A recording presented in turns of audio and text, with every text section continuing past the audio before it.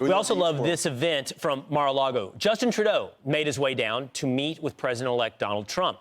He also was at a dinner table, you can see there, with Howard Lutnick, the incoming Secretary of Commerce, and his wife. North Dakota Governor Doug Burgum, incoming lead of the Interior Department, and his wife, and Mike Waltz, Trump's choice to be National Security Advisor, along with his wife. You can also see there the Senator-elect from Pennsylvania, Dave McCormick.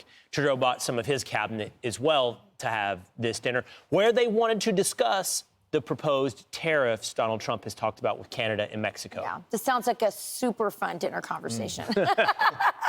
Well, let's look at those proposed tariffs that were discussed at that dinner.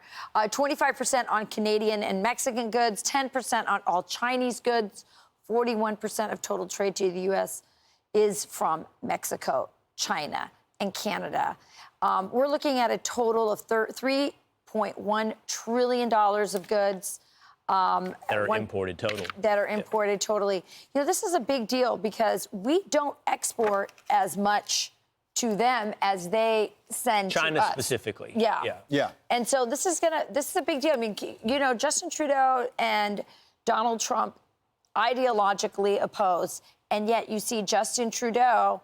I'm going to read you this quote. You're going to see how conciliatory he is. He's not messing around. He understands he can't play games here. This will deeply affect Canada.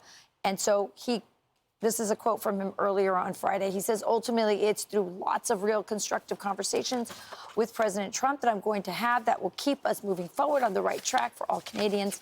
It's important to understand that Donald Trump, when he makes statements like that, he plans on carrying them out. There is no question about it. That could not have been written by Caroline Leavitt and been better for Trump. Like, that is absolutely what Trump wants people to hear and read. And maybe it was coordinated. I think he's genuine when he says that. But what he's saying is, hey, that strategy that President Trump campaigned on and told you would work, it's working. It's working on me as the Prime Minister of Canada. There was a similar situation with Mexico last week. Now, that president, she's come back and she obviously got pushed back, I think, afterwards. But the end statement was, we're going to work with you here, from both Canada and Mexico now. And Trump's promise was that he probably wouldn't have to put these tariffs into effect. The threat of the tariffs and them knowing he'll follow through will get us the result we want. And I want to make sure Americans know the result we want is a secure border, is fentanyl and bad people staying outside our country. And I think that if our neighbors or our friends, like Biden wanted to say, then they should want that for us too. The border is one of the issues. The other thing is Donald Trump actually believes this could be a good revenue stream. He's talking about using the money from these tariffs to help pay for some of the tax cuts he wants to bring back, but more importantly, to lower the deficit, which, you know, we're at $35 trillion now. He's saying within a year we could, you know, maybe bring that back by over $1 trillion. Well, Stephen Moore, the co-founder of the Committee to Unleash Prosperity, was on Fox and Friends earlier to talk about these tariffs. I think the outcome is going to be positive for the United States and for Canada and Mexico.